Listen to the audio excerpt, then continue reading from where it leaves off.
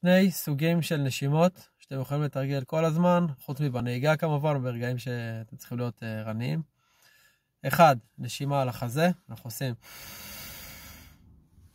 נושמים לחזה, ממלאים את החזה, זה בעצם, זה לא החזה, זה הריאות, כן, אבל החזה עולה למעלה, ונשימה עמוקה יותר, זה בעצם לבטן, אנחנו מנפחים את הבטן, אנחנו עושים, החזה כמעט ולא זז, רק הבטן מתמלא. איך אפשר לתרגל את זה יותר טוב? אפשר לשכב, לשים על הבטן ספר או משהו, ואז אנחנו מרגישים שהבטן מתנפחת. ביוגה יש איזה השפעות שונות.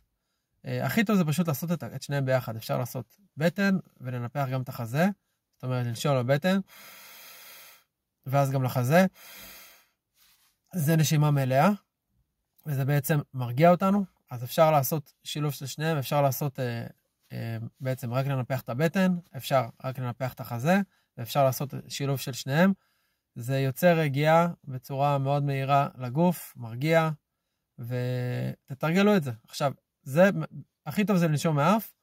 אם אתם רוצים לתרגל גם מהפה, דרך הפה זה גם יכול לתרגל עוד יותר משהו, זה נדבר בסרטונים הבאים, אבל זה אפשר להגיע לרגיעה יותר מהר.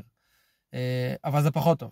כאילו עדיף לנשום מהאף ולהרגע יותר לאט, אבל אם אתם צריכים ממש מהר, תנשמו גם מהפה.